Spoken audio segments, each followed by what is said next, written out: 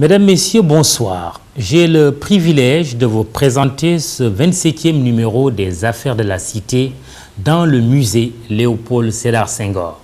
C'est ici, dans cette maison appelée les Dents de la Mer, face à l'océan sur la corniche ouest de Dakar, que vivait, j'allais dire que s'inspirait le poète et premier président de la République du Sénégal. Un lieu de culture d'un homme de culture, un grand homme de culture. Quoi de plus normal que d'y recevoir un homme de culture? À l'image de l'italien Léonard de Vinci, rendu célèbre par son fameux tableau La Joconde ou Mona Lisa, de l'espagnol Pablo Picasso avec les Demoiselles d'Avignon et du néerlandais Vincent Willem van Gogh avec La Nuit étoilée, le Sénégalais Kalidou Kassé est aussi un peintre célèbre par ses coups de pinceau. Le peintre du Sahel est de la race des artistes qui ne laissent personne indifférent, un pur sang. Ses amis viennent de lui rendre hommage à travers les 35 ans de vie artistique du peintre du Sahel. Bonsoir Kalidou Kassé. Bonsoir. Et merci d'avoir accepté notre invitation. C'est un plaisir que j'accepte l'invitation. On dira ce soir que vous êtes l'arroseur arrosé, le peintre peint au pinceau Dieynaba Seydouba avec la complicité d'Atanarba. Regardons.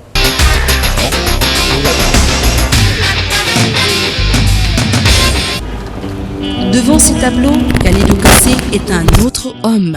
Ses yeux scintillent, sa main tremblote au contact du pinceau et son corps vibre pour cet art qu'il aime et chérit. Kalidou m'avait beaucoup impressionné, surtout par son travail.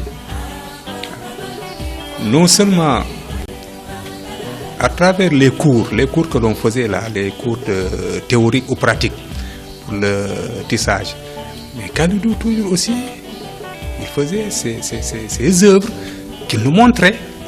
Mais moi, je voyais quelqu'un vraiment qui est là, que je ne pouvais pas définir en tout cas. Donc, à l'image de Youssou Ndour dans le domaine de la musique, Kalidou Kassé est dans le domaine des arts plastiques, l'aboutissement du rêve de Léopold Sédar Senghor quand il créait ce qu'on appelait l'école des beaux-arts. Kalidou Kassé, pour mieux le comprendre, il faut partir de l'idéologie même de Senghor, parce que Senghor avait construit toute son idéologie, toute sa philosophie autour de deux concepts, de deux pivots, l'enracinement et l'ouverture. Et c'est en cela que Kalidou Kassé, l'œuvre de Kalidou Kassé, rejoint la trajectoire historique de Léopold Sédar Senghor, parce que l'œuvre de Kalidou Kassé est finalement enracinement et ouverture. Le pinceau du Sahel, c'est comme cela qu'on le surnomme. Kalidou Kassé est un artiste peintre qui, à travers ses œuvres, évoque l'univers des sociétés africaines du Sahel. Un artiste qui est bien suivi par les critiques d'art.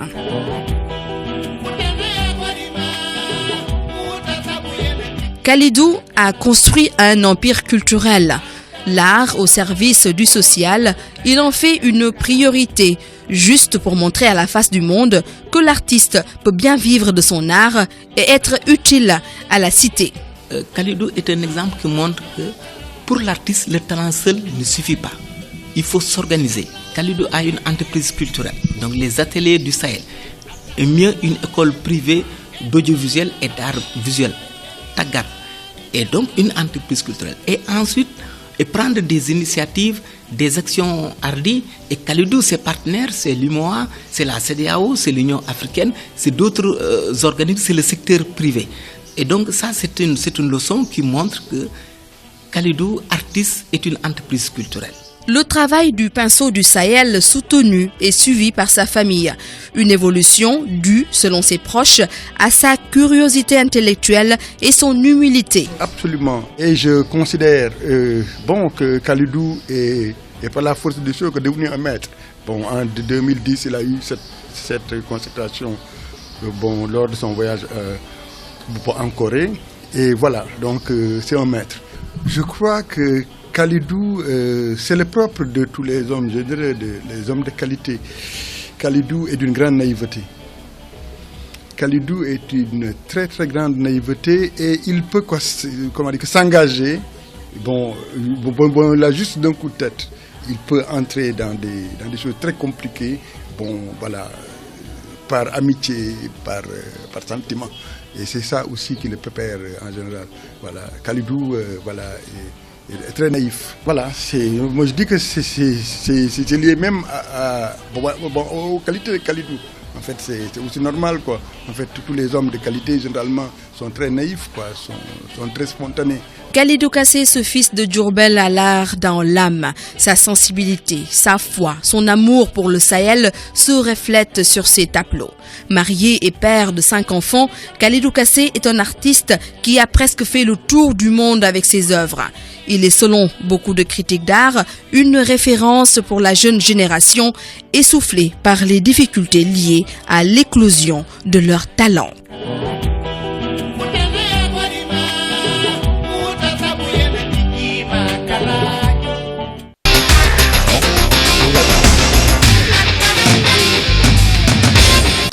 Kalidou Kassé, merci encore une fois d'avoir accepté notre invitation.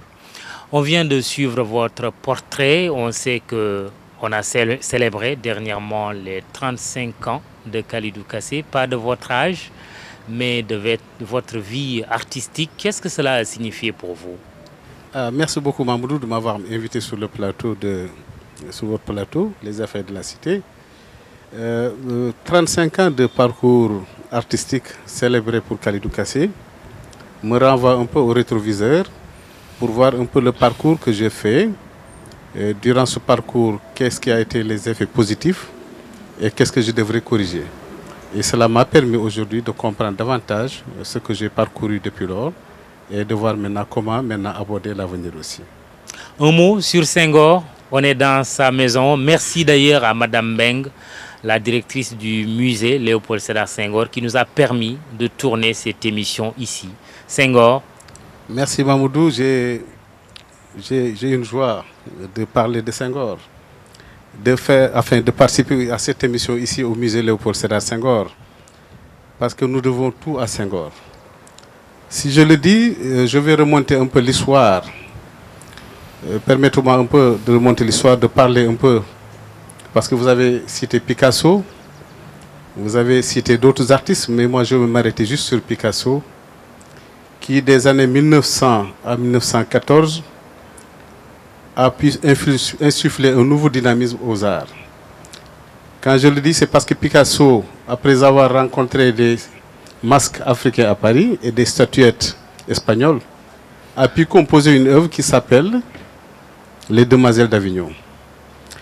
Effectivement, Les Demoiselles d'Avignon sont devenues une œuvre très célèbre à travers le monde. C'est parce que Picasso, à l'époque, avait osé la rupture, de dire qu'il ne pouvait pas continuer à peindre comme le faisait tout le monde. À travers ce tableau, on disait souvent que Picasso buvait de l'essence et crachait du feu, tellement que les œuvres étaient violentes en couleur et en forme. Parce qu'il arrivait à découper l'œuvre comme en forme d'anatomie, mais découpée comme un découpage à la hache.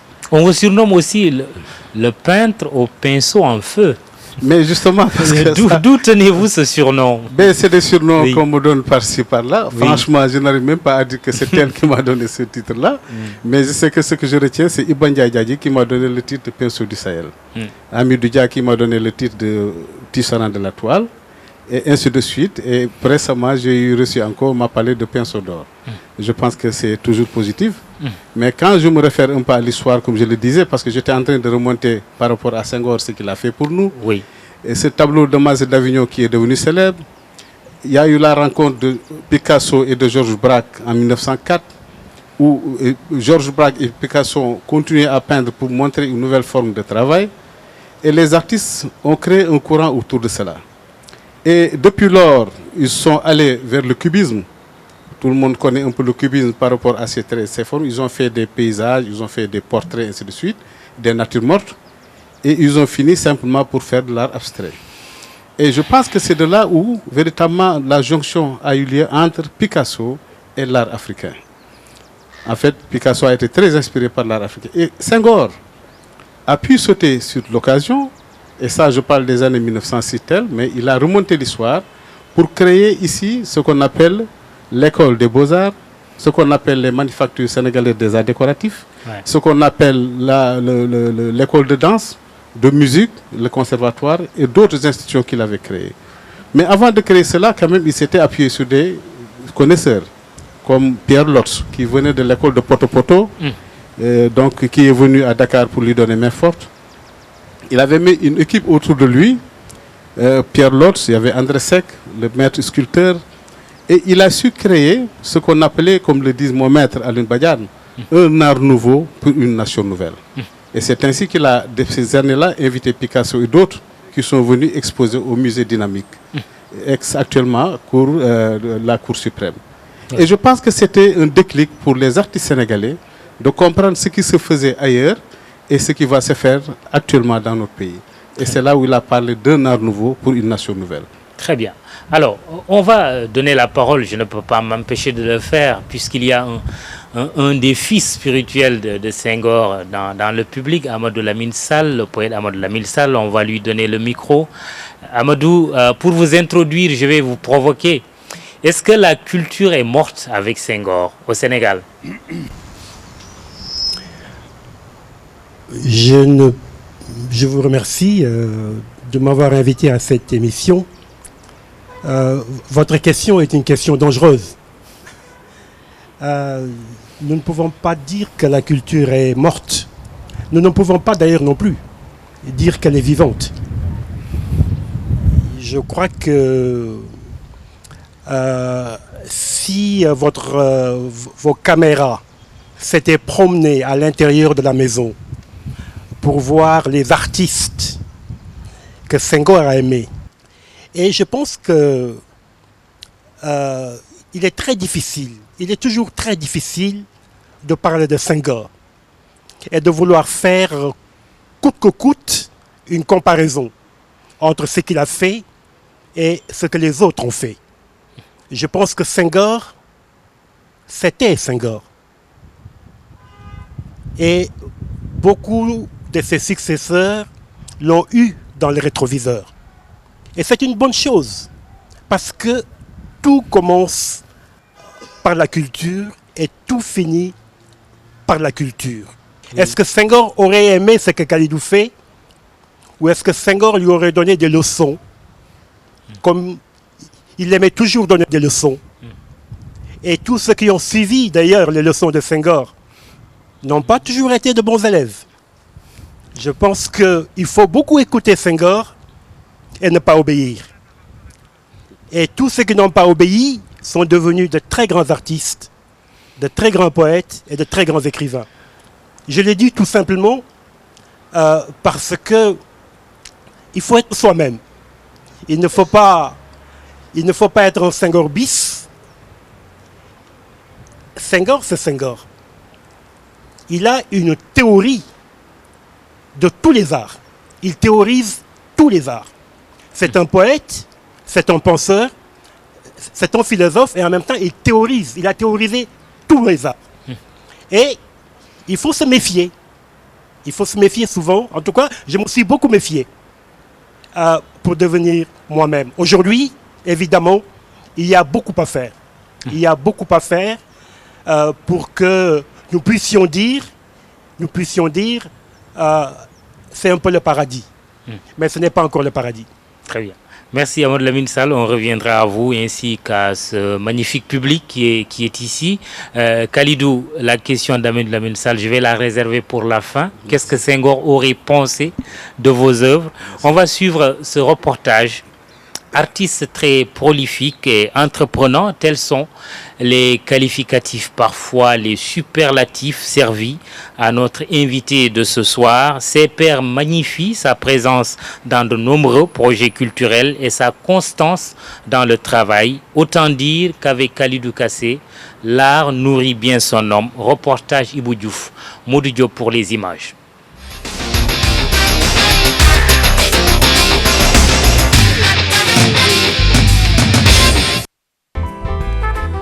C'est d'abord comme artiste que Kalidou Kassé est reconnu. Peintre très en vue dans le monde des arts, nombre d'auteurs le considèrent comme l'un des plus grands peintres de sa génération. Kalidou Kassé, voilà, c'est un collègue plasticien que je connais depuis des années. Et j'ai l'habitude de dire que l'art, c'est le projet d'une vie. Et pour parler de lui, j'ai bien l'impression qu'il est dans cette conception que je me fais de l'art. Oui, je connais Kalidou Kassé, c'est un artiste très ambitieux. J'aime beaucoup ce qu'il fait. Il travaille beaucoup, il est dans beaucoup de projets, il a fait beaucoup pour l'art. Et qui est constant dans ce qu'il fait. Quel que soit par ailleurs le positionnement qu'on peut avoir par rapport à ses productions ou par rapport à son action. Les autres caractéristiques de sa touche, tous autour de la persévérance, fruit de son succès, un mérite reconnu par ses pairs. Voilà, donc il a beaucoup travaillé parce que quand on connaît bien Kalidou Kassé avant, avec les Paul Anne, c'était pas. Il y a eu des mutations. Il y a eu des mutations chez Kalidou Kassé. Et ça, j'avoue que je pense que sa dernière exposition qu'il a eu à faire dans le domaine du tissage, c'est quelque chose de très important. Donc il innove beaucoup quand même. Ce que je retiens de son travail, c'est que voilà, il est déjà très prolifique dans ses productions. Et entre ses premières créations et les dernières, moi je peux constater qu'il y a une certaine constance, il y a une évolution, il y a une certaine progression. Parce que j'ai vu ses premières expos au début des années 80. J'aime beaucoup sa peinture, surtout les couleurs. Les couleurs et les personnages. Et puis je suis impressionnée par son travail. Ah oui, vous savez, chaque production en tant que sculpteur, je n'ai pas le droit de juger son travail, mais je pourrais y contribuer peut-être. Si aujourd'hui on était en face de ces tableaux, on pourrait peut-être en parler. Kalidou Kassé, avec sa peinture, cristallise toutes les aspirations d'œuvres de chez lui. Une voie sûre qui lui a permis d'être un vrai entrepreneur. Oui, mais bon, Kalidou Kassé, vous savez, il faut aller vers les hommes de culture, il faut aller vers les hommes étatiques pour pouvoir vraiment décrocher des choses. Kalidou Kassé est un homme vraiment courageux, brave et audacieux. Parce que ça, il faut le reconnaître.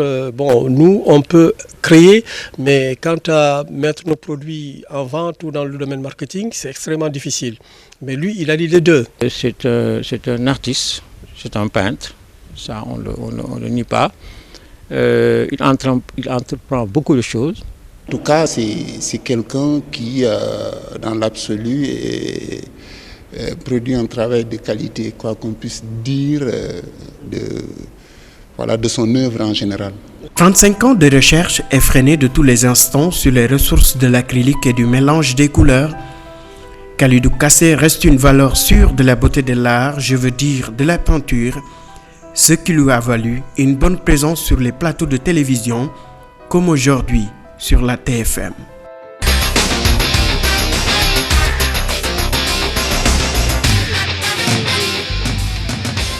Alors, Ibou Diouf qui vous tend un peu la perche, mais Kalidou, vous avez parlé de Picasso tout à l'heure. Il y a de grands noms aussi de l'art à travers le monde. Il y en a au Sénégal.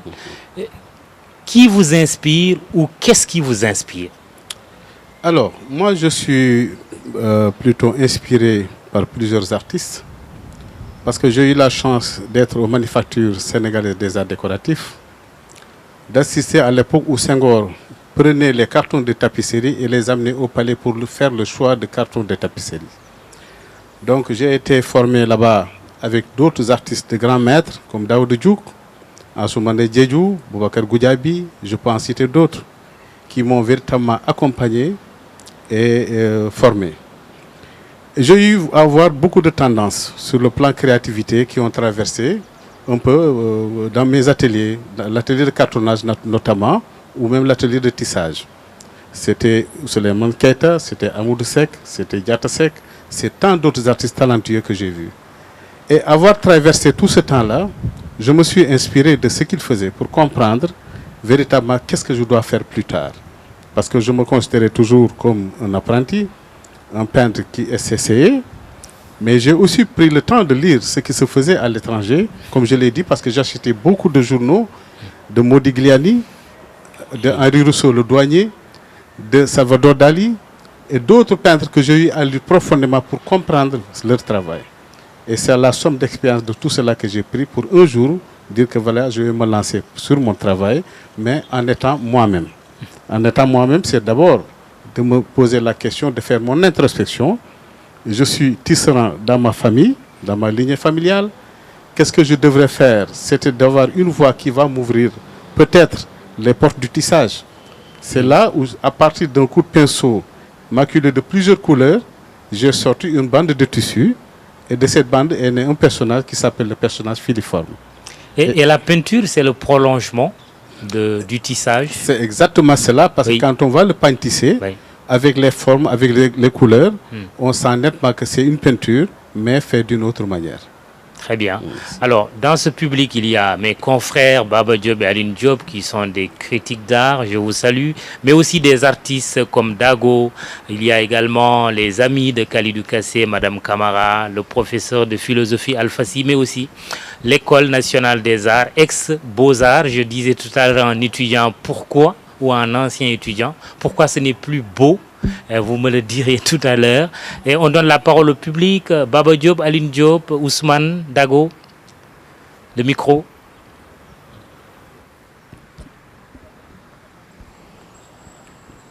Vous avez invité un peintre dont je ne dirais pas que sa peinture est de feu, parce que s'inspirant du soleil en tout cas, beaucoup, de la lumière, du mouvement aussi. Et ce qui est intéressant dans le travail de Kalidou, c'est sa démarche. Je le considérais comme faisant partie de la lignée des Amadouba, qui puisent dans leur propre culture des éléments plastiques pour les mettre à jour. Le Sahel, on l'a vu, a été l'une de ses préoccupations pendant un moment donné. Ensuite, il y a eu des éléments de la post-modernité ou de la modernité, comme les puces des computers, etc., où il s'est essayé à une autre vision des choses, à une autre application de son art. Mais comme je dis chasser le naturel, il revient toujours au galop. Je crois qu'il reste profondément tapissier, parce que ces tapisseries ont beaucoup plus d'allant, beaucoup plus de lumière, beaucoup plus de maîtrise que ces tableaux, qui sont en fait un transfert de sa propre perception de la lumière sur un tableau. L'autre enseignement que Kassé apprend, c'est qu'il était avec Polanyi. Polanyi est parti en immigration, il est resté. Oui. Comme quoi, en fait, disons que s'asseoir sur son propre vécu, son propre environnement est parfois beaucoup plus payant que ce qu'on dit le global et plutôt le national. Je crois que lui, il est resté quand même s'inspirant dans sa boîte. Je crois que c'est l'enseignement un peu qu'on doit tirer, comme le font aussi certains artistes qui, à partir de leur terroir, essaient de rayonner à travers le monde et d'apporter leur propre souffle dans ce monde-là. Et c'est ça, tout ce travail, le tableau que vous avez derrière vous, effectivement témoigne un peu de son obsession, peut-être de cette recherche de cette lumière. Si, effectivement, un peintre qui nous a quittés, Amadou Sow, qui nous a quittés, lui, s'inspirait plutôt du trou noir, de l'atmosphère, de Hopkins. Lui, plutôt, c'est cette face de la lumière qu'il met à jour. Et c'est intéressant de savoir que parmi les artistes, je dis que ceux qui sont dans des ethnies ou dans des communautés où l'identité est forte, s'appuient toujours sur leur propre identité. Que ce soit des peintres casamançais, comme je dis, qui s'occupent, qui prennent en marge, en fait, comme support des éléments de la culture qu'ils appliquent à leur bassin, par exemple. On le sent très bien.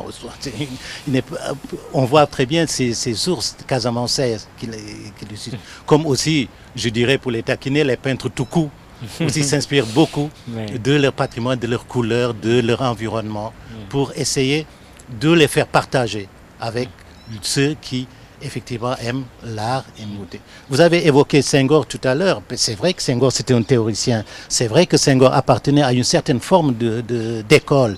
Et il voyait plutôt l'émergence d'une culture qui nous serait propre. Et c'est pour cela que en faisant appel à Pierre Lotz de l'école Poto-Poto, c'était de faire jaillir des plasticiens qui n'avaient pas de contact avec la peinture occidentale. De voir que quand même ce qu'on appelait la peinture nègre, de donner des pinceaux à des gens qui n'avaient pas la notion de peinture classique et de voir leur propre impulsion se matérialiser sur le tableau. Et c'est ce qui a donné effectivement cette école de Dakar, cet art plastique, dont il reste encore à faire vraiment la recherche et la réflexion. Très bien. Merci, Bao Diop. Aline Diop. Oui, je vais beaucoup m'appuyer, Maoudou Ibra Kane, si vous me le permettez, sur les propos tenus bien avant moi. Par exemple, revenir un peu sur ce que Baba Diop a dit concernant le compagnonnage entre Kalidou et Polan. C'est vrai, avant Polan, il y a eu aussi Maha Diop. Avant Maha, il y avait Racine. Donc, je cite ces gens qui ont accompagné Kalidou pour expliquer un peu qu'il a le sens du partage. Humainement, il sait partager. Humainement, il sait comment faire pour fusionner les forces pour avancer, les forces professionnelles. J'ai entendu Djeneba Seydouba dans son reportage parler de l'art au service du social. C'est vrai. Avec Kalidou, c'est l'art pour l'art, en tant que fondamentaliste, comme nous sommes des orthodoxes. L'art pour l'art, c'est notre philosophie, notre orientation. Mais aussi, Kalidou Kassé, c'est l'art au service de sa communauté. Si on s'appuie un peu sur comment il a accompagné l'association ou le regroupement Tabital Poulagou, moi je le suivais de très près au début des années 2000, parce que très tôt j'ai compris qu'il y avait un intérêt professionnel à travers Tabital Poulagou et Kalidou Kassé qui les accompagnait aussi. Et Daouda a parlé tout à l'heure aussi de constance dans la démarche de Kalidou. C'est vrai, c'est une réalité. Kalidou, tapissier. Kalidou, peintre. Kalidou aussi sculpteur. Parce qu'il a sculpté, il a exploité le métal. Et toujours dans cette option métallique, il y a toujours les personnages filiformes. Il y a toujours aussi les couleurs qui reviennent. Donc, pour terminer, Mamadou, je vais répondre à une question qu'on ne m'a pas posée. La culture est-elle vivante? Elle est vivante oui. Au Sénégal. Elle est vivante. Est-ce qu'elle n'est pas morte avec Senghor? Non, oui. Du tout. Oui. Du tout. La culture n'est pas morte avec Senghor. Bon, un débat intéressant voilà, avec Amadou Lamine Sall. Oui. D'accord, voilà. Donc, je trouve que la culture est toujours à sa place ici au Sénégal, avec les différents régimes qui se sont succédés, les socialistes, les libéraux, les républicains ensuite. Je crois qu'en ce moment, il y a un réel bouillonnement. On n'est pas arrivé au stade d'industrie culturelle, c'est une réalité. On n'a pas d'études, on n'a pas de chiffres, c'est vrai. Mais il y a un réel bouillonnement, que ce soit les arts plastiques, que ce soit la musique, que ce soit le cinéma. Surtout avec ces jeunes qui arrivent de façon, avec beaucoup de rigueur. Donc, je vous rassure. Le cinéma dans un pays où il n'y a plus de salles de cinéma pratiquement. Mais il y a beaucoup de production. Il y a beaucoup de production et l'État du Sénégal réfectionne des salles. On est à 4 salles réfectionnées. Ça va se poursuivre aussi. Les jeunes réalisent, on gagne des prix. Ça aussi, c'est du cinéma, Mamadou. Ça aussi, c'est du cinéma. Oui, c'est du cinéma. Oui, c'est du cinéma. Oui, c'est du concret. C'est du concret, c'est du palpable. Hein. Je crois que l'art est bien vivant au Sénégal. La culture est bien vivante. C'est mon point de vue. Très bien. Merci, Aline. C'est intéressant. Merci. Alors, oui, Siré, vous êtes juste là. Après, on va poursuivre. Siré, si? Oui. Okay. Ok, Mamadou. Merci de me donner la parole. Je vais juste appuyer ce que Aline vient de dire. En tout cas, cette année-ci, on a senti un certain bouillonnement. On vient de sortir du FESNAC qui s'est passé à Kaolack. Il y a le festival de Louga qui est en train de se préparer. Il y a le festival de Fouladou. Pour dire que depuis un certain nombre d'années quand même, il faut constater qu'il y a plus ou moins un bouillonnement dans le secteur des arts et de la culture. Peut-être ce qu'il faudrait dire, c'est que c'est un secteur qui plus que jamais a besoin de 2 choses à mon niveau. D'abord de la formation, accompagnement, ensuite de la structuration. Je pense que cette formation, cet accompagnement, cette structuration qu'on avait eue du temps de Senghor, c'est ça qui manque un peu par rapport à l'état du secteur de manière globale. Mais cela dit, les acteurs en tant que tels sont plus que jamais présents au niveau du secteur. La deuxième grille d'analyse, et souvent je le dis pour taquiner un peu mes amis africains, tant que l'Afrique n'a pas compris que les arts et la culture précèdent l'économie, que les arts et la culture précèdent la politique, et que les arts et la culture sont ce que la philosophie est pour les autres sciences. La philosophie, on dit que c'est la mère de toutes les sciences. De la même manière, les arts et la culture sont un peu les fondamentaux de toutes les activités humaines, de tous les secteurs d'activité. Alors, tant qu'on n'a pas compris qu'il faudrait s'appuyer sur les arts et la culture pour aller vers le développement et non l'inverse, je pense qu'il y aura beaucoup de problèmes dans nos pays africains, parce que la perspective, ce n'est pas d'abord, même pour aller vers l'industrialisation, encore faudrait-il créer, être dans la création, dans la créativité, et ça, c'est des éléments énormément culturels. Merci Siré. On va redonner la parole à Khalidou et on reviendra au public. Khalidou, beaucoup d'idées agitées, hein? Baba Diop, Aline Diop et Siré. Si d'abord, Baba qui aime plus les tapisseries que la peinture, une petite critique qu'il vous fait, mais pas méchante. L'école de Dakar aussi, il en a parlé.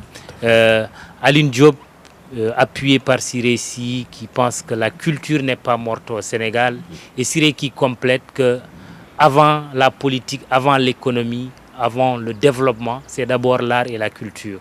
Oui, tout à fait. Moi, je trouve que aussi, par rapport à mon grand frère Baba, c'est très positif. Parce qu'on ne peut pas tout aimer à la fois, c'est pas possible. Baba est un observateur avisé de la chaîne, de la scène culturelle du Sénégal. Et quand il le dit, effectivement, il le dit avec sincérité. Et véritablement, c'est important pour moi de comprendre ce que les uns et les autres pensent de mon travail, et de mon parcours et les différentes mutations que j'essaie d'amener. Et ça, je pense que c'était très, très important. Et parce que Baba a suivi mes premiers travaux depuis les années 80, pratiquement, je peux dire, il a suivi mon parcours. Il m'a trouvé à toutes mes expositions, notamment au Novotel et d'autres expositions. Il est toujours présent. Il est venu aussi régulièrement à la Galerie des Artistes Réunis pour voir notre travail et l'évolution de notre travail avec Polan. Mais où est Polan? Alors, Polan, actuellement, il est à Baltimore. Et depuis lors, il vient d'ouvrir une grande galerie à Baltimore. Et il a même été nommé citoyen d'honneur de la ville de Baltimore. Actuellement, il travaille là-bas, donc il ne s'est pas prêté même à revenir au Sénégal sous peu. Baltimore, c'est aux États-Unis. Aux États-Unis, il s'apprêtait à revenir sous peu pour présenter une exposition à Dakar. Très bien. Alors, pour continuer toujours dans la même démarche, effectivement, comme l'a dit Aline Diop, effectivement, j'ai eu à palper plusieurs matériaux, comme effectivement la peinture, le tissage, mais la sculpture aussi. Parce que la sculpture, c'était dans les années 2000 où j'ai exposé au Goethe Institut.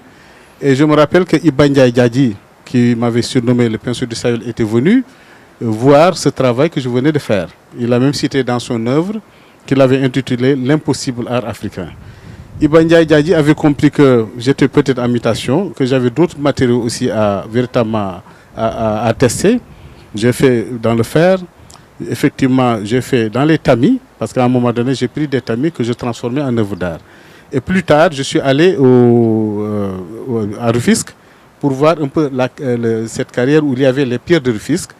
Parce que de là-bas, j'ai été inspiré par les grottes de Lascaux et les grottes d'Altamira que j'ai eu à visiter au Périgord. Et j'ai donc tâté des pierres de Rufisque pour faire des travaux. Et j'ai continué mon travail. C'est plus tard que je suis revenu maintenant carrément sur la tapisserie, étant vraiment tapissier, étant lissier. J'ai fait un peu l'atelier de cartonnage pour cela. Oui, l'école de Dakar, Baba Diop. Alors, l'école de Dakar, vous inspire quelle réflexion? Ça m'inspire beaucoup de choses d'ailleurs, Oui, parce que quand on parle de l'école de Dakar, franchement, je frissonne parce que j'ai eu la chance quand même de voir, je le cite encore, le président Léopold Sédar Senghor, depuis les manufactures, il y avait un bouillonnement extraordinaire. Quand l'école de Dakar est née, c'était effectivement Pape Ibra Tall, c'était Iba Ndiaye. C'était deux personnes opposées qui ne s'entendaient pas du tout, il faut le dire. Parce que Pape Ibra Tall avait opté pour l'enracinement, Iba Ndiaye avait opté pour l'enracinement et l'ouverture. Et plus tard, je vais vous expliquer, Pape Ibra Tall, il s'est adossé sur sa culture pour faire des œuvres notamment qui nous rappelaient nos traditions, comme Chevauchée nocturne, qui actuellement est au ministère des Finances, le Magal de Touba qui est aux Nations Unies. On a d'autres œuvres qui intitulées Djoudou Bourafet. Iba Ndiaye, lui, ne comprenait pas la démarche de Pape Ibra Tall. Lui, il était plus dans les séries de jazz, de blues, Louis Armstrong, John Coltrane, des choses comme ça. Mais plus tard, il a rejoint Pape Ibra Tall dans ses œuvres et dans ses thématiques en créant, par exemple, je peux dire, Gisrap. Gisrap, parce qu'il avait peut-être senti le besoin de revenir, de reprendre ses racines. Il avait créé ses œuvres qui s'intitulaient Gisrap. il avait créé la Tabaski, cette belle série d'œuvres qui aujourd'hui a fait un succès énorme à travers le monde. Tout simplement, il a vu les moutons de Tabaski qui étaient véritablement égorgés un à un. Il a eu un sentiment de faire un tableau sur ça. Et de ce tableau, il en a fait plusieurs fragments, dont un fragment qui montrait juste la tête du mouton avec un œil qui te regardait comme véritablement qui t'interrogeait. Oui.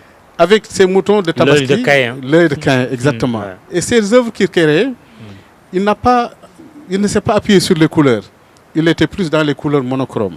Ce qui a fait que les moutons de Tabaski, il les a vraiment traduits dans plusieurs thèmes, qui aujourd'hui font la fierté des collectionneurs sénégalais.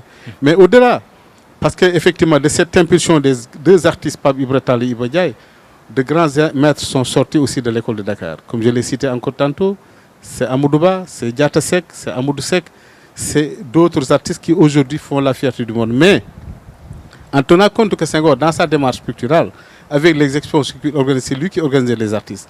Et j'aime bien Amadou Lamine Sall qui disait il faut bien écouter Senghor, mais ne pas le suivre. Je pense que l'artiste, sa mission, c'est ça. À chaque siècle, son art, mais à chaque art, sa liberté. Alors, la culture n'est pas morte, hein? Rassurez-vous, c'était une question pour provoquer. La preuve, nous sommes dans la maison de Senghor ce soir. Mais la culture n'est pas morte, Khalidou Kassé.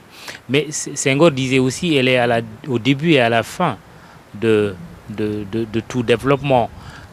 Quand Siré-Si dit que la culture précède l'économie, précède la culture, quand vous regardez le monde d'aujourd'hui, vous avez envie de pleurer ou de rire? Non, j'ai envie de rire, parce que rire, c'est parce que je sens qu'il y a un bouillonnement extraordinaire dans ce monde que nous sommes. Aujourd'hui, l'art contemporain, comme je peux le citer, parce qu'il y a eu beaucoup de nominations, mais l'art contemporain aujourd'hui fait la fierté du monde. Nous avons ici de très très grands artistes de renommée internationale, ça il faut le dire. Et d'autre part, ces artistes actuellement sont en train de faire la fierté du monde. L'art actuellement est arrivé à un niveau où, comme je le dis, mon ami Alun, il est toujours dans l'école de l'art pour l'art.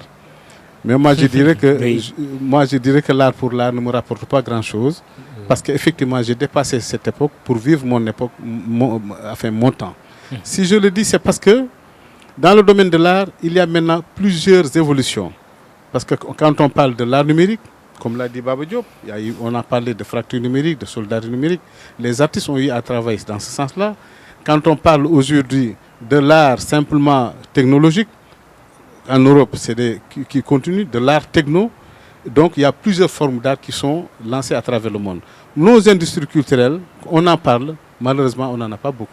Peut-être qu'il y a quelques petites industries culturelles, mais actuellement on n'en a pas beaucoup au Sénégal. Quand on parle d'industrie culturelle, il faut d'abord se poser la question de c'est quoi une industrie culturelle.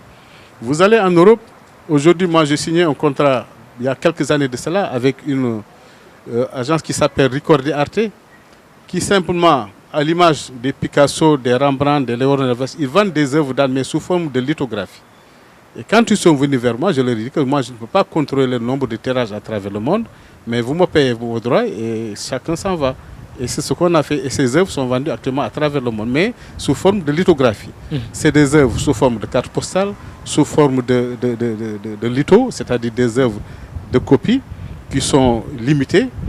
Mais au-delà, ce sont les musées qui font vivre actuellement la culture à travers le monde. Les fondations, pareillement. Quand dans les musées, vous avez des séries d'œuvres qu'on vous propose sous forme de t-shirts, de cartes postales, d'œuvres, et ainsi de suite. Et ça, je pense que c'est important. Mais quand on parle aujourd'hui du secteur de l'art, c'est aussi une question d'organisation. Parce que Senghor, à son époque, il avait parlé du bon bureau d'organisation et méthode. C'était dans les années 80. On a senti les périodes d'ajustement structurel qui ont véritablement mis en arrière les arts plastiques ou tout ce qui était culture pour dire que ce n'était pas une priorité. Alors que quand on parle d'art, parce que la culture, elle est transversale. C'est au début, c'est effectivement à la fin. Mais les artistes ont tenu bon. Et aujourd'hui, heureusement qu'ils ne sont pas devenus naufragés, malgré tout ce qu'on parle des artistes qui sont malades, qu'on doit soigner et tout. Mais les artistes sont là, tout debout, et le travail continue aussi. Quid du mécénat d'art au Sénégal? Sa présence ne se fait pas sentir dans les galeries, des pensionnaires du village national des arts ne comptent pas sur les mécènes pour vivre, quand bien même, de rares fois, ils ont pu bénéficier de l'appui de fondations ou d'entreprises. Un document d'Aïssatou Païfal, les images de Modi Diop.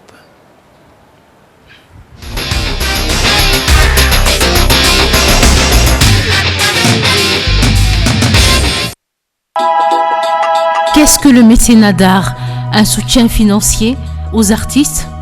Il peut cependant revêtir d'autres formes, mais leur présence dans le monde des arts est presque inexistante. L'action de mécène, en tout cas dans le milieu des arts visuels, c'est pas quelque chose de visible, de palpable. Peut-être que c'est aussi de notre entendement du mécénat.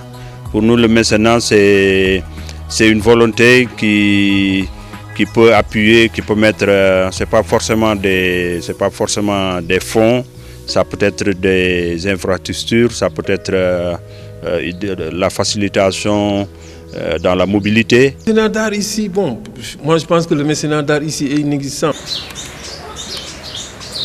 Bon, qui essaye, qui appuie, qui accompagne certains projets d'art, mais de manière générale, il y a une fondation aussi, mais de manière générale, moi je vois pas l'appui concrètement du mécénat vraiment dans le domaine de la culture ici au Sénégal. Ce manque d'engagement freine parfois la promotion de beaucoup d'artistes. Ça bloque parce que je pense que dans tous les pays du monde, que ce soit au-delà même de ces structures, de ces entreprises, je pense qu'il y a un autre rôle que les communes devraient jouer. Je pense aujourd'hui, on parle de la Biennale de Dakar qu'on est en train de préparer, et la Biennale de Dakar, ça va se passer à Dakar, et c'est la ville de Dakar qui reçoit. Et tout ça, en fait, la ville de Dakar, je pense, devrait pouvoir jouer un rôle, devrait pouvoir accompagner cette grande manifestation-là, de la même manière peut-être que les communes dans d'autres régions ou dans d'autres villes. Mais de façon générale, certainement, ça va influer en fait sur la production ou en fait de manière générale sur la promotion de l'art, c'est ce qu'on pourrait retenir de ça, sur la promotion de l'art de manière générale. Parce que comme un projet d'art, il faut qu'il y ait un soutien, il faut qu'il y ait de l'appui derrière pour que ça puisse vraiment se passer correctement. De l'appui des mécènes, il s'en passerait volontiers, même s'il a une fois bénéficié de l'aide d'une fondation. Je fais partie de ceux qui ne demandent rien. Même quand je fais mes programmes d'expo, je cherche à vendre des supports. Je peux aller chez des annonceurs pour dire voilà, votre logo sur le Lacoste de l'événement ou sur mes cartons d'invitation ou sur les affiches, c'est tant. Voilà, c'est des supports que je vends. Mais mécène, moi, je ne pense pas que je fais partie des artistes qui ont eu à bénéficier de façon personnelle de l'apport de mécène. Le mécénat se limiterait-il à faire des dons? Où se situe donc la responsabilité sociale d'entreprise? Les deux concepts peuvent-ils aller de pair? Des questions qui méritent réponse, même si rares sont les entreprises développant de réelles stratégies de mécénat au Sénégal.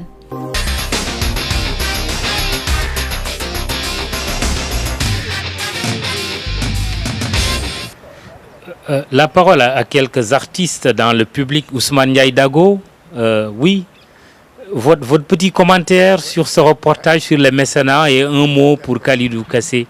Bon, moi je pense que, comme il a dit, le mécénat n'existe pas. Moi, par rapport à Kalidou, qui est un ami, on se connaît depuis très longtemps, et qui est peintre, et par rapport à moi qui fais autre chose, enfin dans le domaine des arts, oui. Moi j'ai eu une formation de graphiste, j'ai fait art graphic design. Et quand je regarde Kalidou, son travail, je vois tantôt il est figuratif, tantôt abstrait, tantôt il lit les deux. Tantôt il est dans le domaine du graphisme. Et ce que je retiens aussi, parfois, par exemple, souvent je dis à ma maman, tu connais un artiste, un peintre, il me dit Kalidou Kassé. Quand tu demandes à tout le monde, Kalidou Kassé. Alors c'est ça ce qui est bien en Kalidou, c'est-à-dire lui, il a, comment dirais-je, il est comme un mécène, il sait se vendre, il bouge, il montre son art, parce que le Sénégalais ne connaît rien en art. Donc si Kalidou, on parle de Kalidou, c'est parce qu'il a fait quelque chose qui est très fort, il a su montrer ses œuvres. Et ça, c'est pourquoi je le félicite beaucoup. Merci. Très bien. Merci Ousmane. Merci. Et une artiste beaucoup plus jeune peut-être, qui n'est pas, oui, avant de passer la parole Professeur Alfassi. Elle est juste là, je pense. Kinéao, voilà. C'est Awa. Awa, oui. Oui. Bonsoir à tout le monde. Merci d'abord pour cette invitation. Oui. Ok, merci pour cette invitation. Oui. Je m'appelle Awa Ndiaye Ngassu, artiste plasticienne, diplômée aux Beaux-Arts. J'en profite de cette occasion pour remercier ce grand monsieur, ce grand artiste qui a beaucoup aidé les artistes, surtout les jeunes artistes aussi. Je le remercie beaucoup, je lui souhaite une longue vie et bonne continuation. Très bien. Oui, professeur Alpha, oui, après on vous donnera le micro. Voilà, bonsoir. Alpha-Si. Je me dois au crépuscule de 2016 d'avoir une pensée pieuse pour les hommes de culture qui nous ont quittés. À l'aube de 2016 peut-être. À l'aube de 2016, crépuscule de 2015. Et l'aube de 2016, merci. Oui. Mais aussi une pensée fraternelle à l'endroit de madame la directrice du musée Senghor. Cette émission, Mahmoud, est tout un symbole. Que vous l'ayez tenue ici, en fin 2015, chez Senghor, et que la thématique soit sur la culture, c'est très important pour ce pays. Mais je m'en tiendrai peut-être à quelques appréciations. Quelqu'un a dit, non sans pertinent tout à l'heure, que Kalidou c'est le progrès. Je l'ai dit, c'est le mouvement. D'abord, quand on pense à la peinture, c'est le mouvement qui mène de la ruralité à la mondialité. Les villages, tout ce qu'on est, sur l'antenne numérique, il y a un mouvement qui l'amène d'ailleurs à revoir ses méthodes d'investigation. Il n'a pas que les jeux de couleurs, mais dans des tableaux comme sur l'antenne numérique, vous avez le droit à des cartes mémoire qui témoignent de son progrès. Kalidou, c'est le mouvement dans la mesure où, vous l'avez entendu tout à l'heure, Mamoudou, finalement, il n'est plus dans l'art, il parle de l'art. C'est-à-dire, il s'exorise par rapport à l'art et mène une théorie sur l'art. Il a fait l'historique et l'histoire de l'art. Mieux, il fait un effort pour conceptualiser. Tout cela m'a amené, il y a quelques années, à m'intéresser à son œuvre. Et j'ai produit, je crois, un texte là-dessus, avec mon Ablaye Ndiaye, pour montrer tout simplement que le défi qu'il a su relever apparaît pour moi comme étant une contradiction qui était dans l'œuvre de Senghor. On a parlé des Pierre Lotz, on a parlé de l'école de Dakar. Il y avait justement une antinomie entre des lignes au sein même de l'école de Dakar. Et eux, quand je dis eux, c'est la génération d'aujourd'hui, a réussi effectivement à contourner l'obstacle, à résoudre la contradiction et à s'instaurer, comme le voulait Senghor, dans l'universalité et dans la mondialité. Donc ce rapport, je crois qu'ils ont réussi un travail extraordinaire. Et là, justement, le défi qui reste le nôtre, qui reste permanent, c'est quoi? C'est comment être nous-mêmes et aller vers les autres. Je crois que lui, en étant attentif à ce qui se faisait chez les Occidentaux, en étant attentif à ce qu'il devait apprendre chez Senghor, il a aussi été attentif à sa culture. Parce que Kalidou est un dieu de Djeri comme moi, mais il a eu la chance. Quelle est la chance de Kalidou? C'est qu'étant à Thiès, il avait des parents qui sont à Thiès, chez lui c'était comme un village en miniature. C'est-à-dire les parents qui venaient du Fouta, qui pour voir les médecins, qui pour aller à l'école, se retrouvaient chez lui, à tel enseigne qu'il a eu la chance d'avoir à Thiès même un village Halplar. Donc c'est pourquoi, même s'il n'a pas vécu dans le Fouta lointain, il en a saisi l'âme. Et ça me semble essentiel. Donc je crois que je vais terminer par votre question. Oui. Laquelle? C'est quand vous dites, qu'est-ce qui a changé entre Senghor et aujourd'hui au plan de la culture? Question essentielle. Ouais. Le changement me semble profond parce que Senghor a eu un défi surréaliste, à la limite. Pourquoi? Parce que comment résoudre deux choses? Être homme d'État et gérer la culture. Il a fait des choses excellentes. Le problème c'était quoi? C'est que la posture qui était la sienne au plan idéologique commande une manière de voir la culture qui ne faisait pas l'unanimité. Et j'ai beaucoup aimé mon frère Amadou Lamissal quand il dit ce paradoxe qui me semble important et qui me semble ça relativement objectif. C'est quand il dit paradoxalement, tout cela qui était contre Senghor ont su être de grands artistes. Pourquoi? Parce qu'ils ont su rester eux-mêmes. Senghor était généreux, il avait une ligne, il avait une manière de voir les choses, mais comme l'a dit Kalidou, il faut être pour le mouvement. Et pour être avec le mouvement, il faut oser être créateur. Et ce rapport, Kalidou est un exemple pour la jeunesse d'aujourd'hui. Et c'est une occasion pour moi de le féliciter et de lui dire merci. J'ai été à l'aise dans la mesure où j'ai risqué d'écrire sur un livre, sur un homme de son vivant. Si aujourd'hui on fait ses 35 ans, si aujourd'hui ce plateau lui est consacré, ça veut dire quelque chose que mon père n'était pas tellement naïf. Et je vous en remercie et je l'encourage. Merci, Dr Alfassi. Oui, Abdelaziz Khan, là. Oui. Bonjour, je remercie tout le monde. D'abord mon ami Kalidou Kassé qui est à la base de cette grande émission-là. Je remercie M. Mamoudou Ibra Kane que j'ai eu l'occasion de rencontrer à Tivaouane dans le sens de vous rappeler d'Abdoulaye Al-Amin. Mais insister un peu sur la personne de Kalidou Kassé, de sa générosité, c'est le terme que je vais employer. Bon, moi j'ai eu à exposer, je me rends compte qu'il est l'un des rares artistes sénégalais qui se déplace, qui vient voir des expositions d'artistes dans les galeries et qui achète des œuvres au prix marqué sans négocier. Et ça, c'est très important pour moi, parce que j'ai eu l'expérience avec lui. Ensuite, c'est quelqu'un qui, sur le plan social, bon, se soucie un peu du bien-être des artistes sénégalais en général. C'est le seul artiste qui finance, sur le plan médical, des artistes pour leur permettre d'avoir des appareils. Si je prends l'exemple de Ibrahima Kébé, et tant d'autres artistes qui sont quand même malades et qui ont eu l'assistance de Kalidou Kassé. Et ça, c'est ça mérite un symbole. Disons que Kalidou Kassé, c'est un artiste, non seulement il est artiste plasticien, mais aussi il est extrêmement humain, très humain. Et c'est l'occasion pour moi de le dire ici, devant tout le monde, et c'est rare de voir des artistes comme lui faire un geste pareil. Vraiment, toutes mes félicitations à Kalidou, et il est sur le bon chemin, la bonne voie. Merci Kalidou. Abdelaziz Kane, on va donner la parole encore à Kalidou avant de revenir au public, notamment à l'école des arts. Kalidou, le sujet de tout à l'heure sur le mécénat, Dago confirme qu'il n'y a presque pas de mécénat d'art au Sénégal. Est-ce que vous dites la même chose? Surtout qu'on vous présente comme un mécène de l'art, artiste et mécène de l'art. C'est ce que disent mes amis artistes. Oui. Mais en fait, il faut d'abord qu'on essaie de comprendre la notion de mécénat. Le mécénat, c'est de donner et de ne rien attendre en retour. Je pourrais dire sans me tromper que Abdou Fattah Diagne, que j'ai eu à célébrer récemment pendant mes 35 ans, est un mécène. C'est grâce à lui que je suis devenu aujourd'hui ce que je suis, Paulane et moi-même d'ailleurs, et qui nous finançait notre galerie, qui nous accompagnait sans rien attendre de nous. D'ailleurs, le jour où nous sommes allés pour lui remettre l'argent qu'il nous avait donné, enfin, moi je pensais qu'il nous avait prêté, il nous a dit je vous l'ai donné et je voulais vous aider à sortir un peu de cette situation. Je veux que vous soyez de grands artistes. Ça, c'est du mécénat.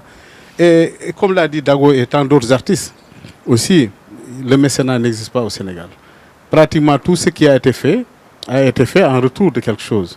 Soit c'est un logo, soit c'est tel, mais le mécénat en tant que tel, dans toute sa dimension, n'existe pas au Sénégal. Effectivement, le manager Idi Diallo l'a dit. Est-ce qu'il est important d'avoir du mécénat d'art? Mais si, parce pour l'artiste, c'est important, c'est fondamental. Non, je peux dire même que à l'époque où nous vivons, nous sommes au XXIe siècle. L'État-providence n'existe plus. Aujourd'hui, il y a beaucoup de compétences qui sont décentralisées, comme je peux le dire, au niveau des communes, des mairies, ainsi de suite. C'est à ces communes d'arrondissement ou ces mairies de prendre en charge la culture. L'État ne peut pas prendre en charge la culture. La culture, c'est une communauté. C'est un quartier, c'est un village, c'est une région, c'est une ville. Si vous allez en France, la majeure partie des expositions où les artistes sont invités, c'est des communes qui les invitent. C'est simplement cela. Et c'est eux qui prennent un budget pour véritablement accompagner les artistes dans leur travail. Maintenant, en termes de mécénat, je pense que ce n'est plus d'actualité. L'artiste doit pouvoir s'organiser. D'ailleurs, dans le même sillage, si je le dis ici, c'est parce que peut-être j'ai eu la chance d'être organisé par ce mécène dont je parle, qui est Abdou Fattah Diagne, qui nous a amené quelqu'un qui nous gérait notre galerie, qui nous disait comment faire une gestion d'une galerie, et c'était extrêmement difficile. Et je le rappelle ici que Paulane et moi, quand on vendait un tableau, la première boutique, c'est là où on achetait 2 bouteilles de boisson et on se séparait. Tout le monde partait avec son argent. Ouais. Et le lendemain, on se retrouvait, on n'avait plus rien. Et tonton Bousso, l'oncle de Fattah, nous a dit, c'est pas comme ça. Ouvrez un compte, faites comme si. Moi, j'ai suivi pour comprendre que demain, on doit vivre de ce que nous faisons. Ouais. Aujourd'hui, c'est quoi? C'est de faire des offres de partenariat pour que les gens se reviennent vous dire que voilà, on peut vous accompagner. Et malheureusement, jusqu'à présent, ce mécénat n'existe pas au Sénégal. Alors, est-ce que les Sénégalais sont de grands consommateurs d'art? Ça, il faut le dire, c'est de très grands consommateurs d'art. Mais compte tenu un peu de la situation économique du pays. Bon, allons-y. J'aime bien les choses concrètes. Un tableau minimum coûte combien? Alors, un tableau minimum, chez un artiste professionnel, je peux dire, oui. Varie entre 500 000 jusqu'à peut-être 10 millions. Ça dépend un peu jusqu'à 20 millions même, ça dépend de l'artiste, un peu aussi de sa notoriété à travers le monde. Et maintenant, tout est question de négociation avec l'artiste. Comment, quel est véritablement les liens affectifs entre l'artiste et le collectionneur ou l'acheteur. Mais en vérité, c'est ça un peu le prix moyen des œuvres au niveau du Sénégal. D'accord. Je veux acheter par exemple ce tableau pour le commun des mortels. J'aimerais bien comprendre, Kalidou. Alors, expliquez-nous vos œuvres, par exemple, ce tableau. Voilà, oui. Ce tableau, cette tapisserie, elle est même déjà vendue. C'est une œuvre que j'ai empruntée pour le présenter ici, mais elle est à 9 millions. Alors, quelqu'un l'a acheté, c'est un collectionneur d'art sénégalais qui en a acheté même d'autres, mais parce qu'il pense qu'avec le temps, il est en train d'investir son argent, non pas sur de l'or, qui va subir des fluctuations, mais qui va subir un peu des évolutions sur le plan un peu de la valeur de l'œuvre. Si je donne simplement un exemple, il y a des œuvres de Iba Ndiaye qui sont actuellement exposées au musée Corcoran de Washington, mais ces œuvres ont dépassé la cote de $50 000 environ, juste avant l'entrée au musée. Il y a des œuvres de Pape Ibra Tall qui ont été présentées à la Biennale de Venise. Ces œuvres-là actuellement dépassent des coûts de très loin par rapport au prix de l'œuvre. Parce que c'est des œuvres qui ont été achetées pendant longtemps, depuis longtemps, et ces œuvres avec le temps ont pris de la valeur. C'est comme des œuvres de Bokar Paté Diong, de feu Bokar Paté Diong, d'autres artistes, Alpha Wali Diallo par exemple, d'autres où on ne trouve même plus leurs œuvres. Il arrive souvent qu'un collectionneur arrive au Sénégal pour chercher le tableau d'un artiste, d'une signature. Et là, il est prêt à donner le prix jusqu'à 50 millions pour acheter l'œuvre. Très bien. Bon, si vous voulez acheter, les tableaux vous attendent. On retourne la parole. Madame Tigida, chargée de com de l'École nationale des arts, ainsi que les étudiants. Oui. Merci beaucoup, M. Khan. C'est avec un grand plaisir que je prends la parole au nom de l'École nationale des arts et les élèves aussi qui m'accompagnent. Donc, je vais aussi revenir sur un point, le mécénat d'art. Donc, il faut souligner qu'il y a quand même un mécénat d'État. Parce que quand on va jusqu'à prendre une loi, la loi du 10 pour 1%, donc je crois que ça c'est pour accompagner les artistes. Donc, il faudrait quand même veiller à l'application de cette loi-là. Parce que si cette loi est appliquée, je crois que les artistes s'en sortiraient mieux.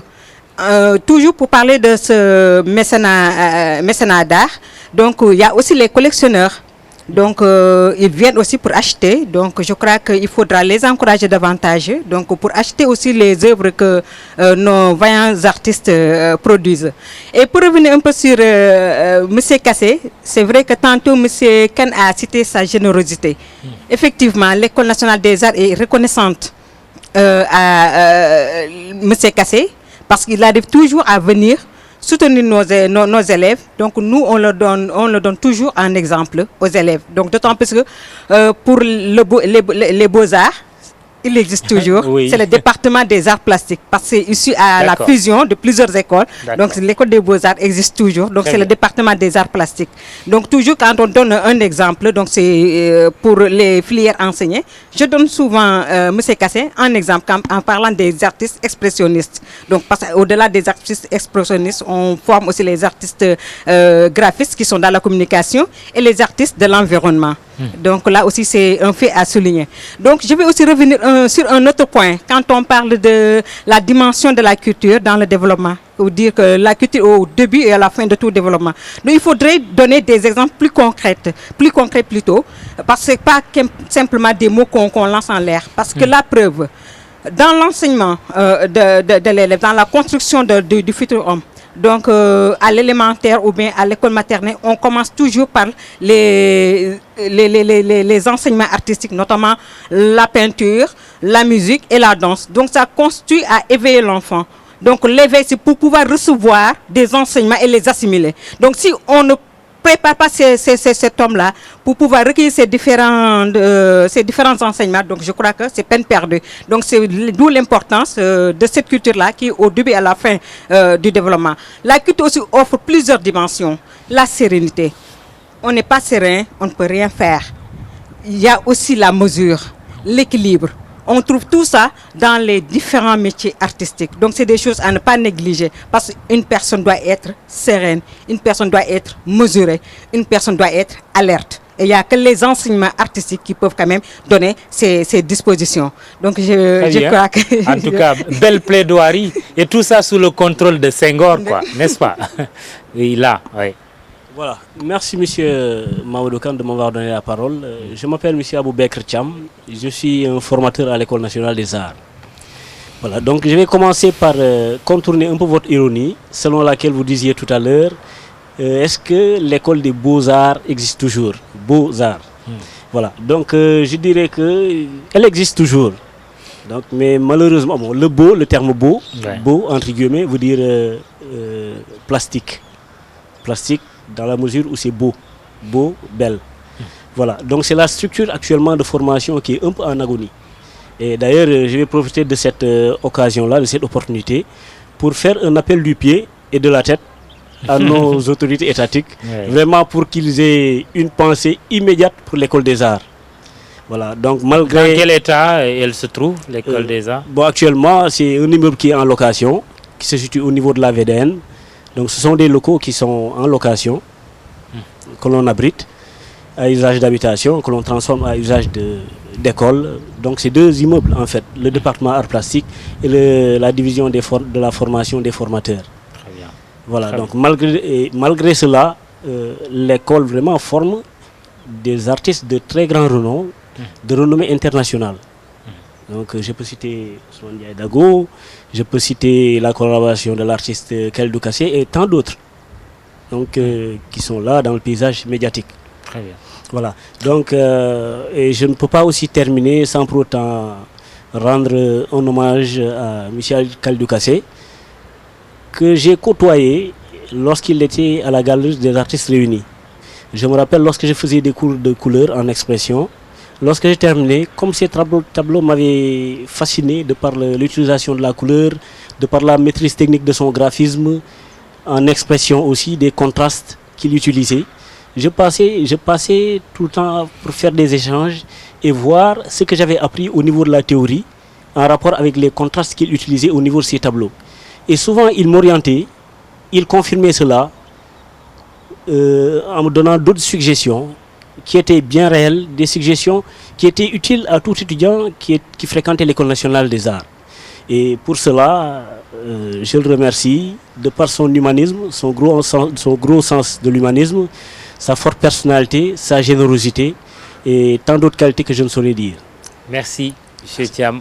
Oui, on donnera la parole aux élèves, hein, aux artisans. Oui, là, avant, avec votre permission. Oui, allez-y. C'est juste pour rebondir sur ce que vient de dire M. Aboubakri. C'est ça. Parce qu'il a parlé de l'école, de l'état dans lequel se trouve l'École nationale des arts actuellement. Vous vous présentez? Je m'appelle Mamoudou Siré Sissé, je suis consulté par la direction des arts. Exactement. Donc c'est à ce titre-là que je suis de M. Koundoul. Oui, tout à fait. Merci. Alors, juste pour le compléter, parce qu'au-delà de l'état dans lequel se trouve l'école actuellement, qui n'est un secret pour personne, il y a une grande réforme qui est en vue et qui, je crois, dont il est question actuellement, je crois, très profondément. Ce serait été bien qu'on en parle, mais puisque c'est une réforme, elle prendra le temps qu'elle prendra.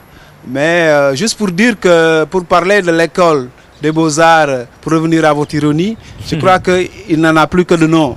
Hein? Les gens qui sont là en ce moment se battent pour maintenir la tête de l'école hors de l'eau. Ça, il faut le dire, il faut le reconnaître.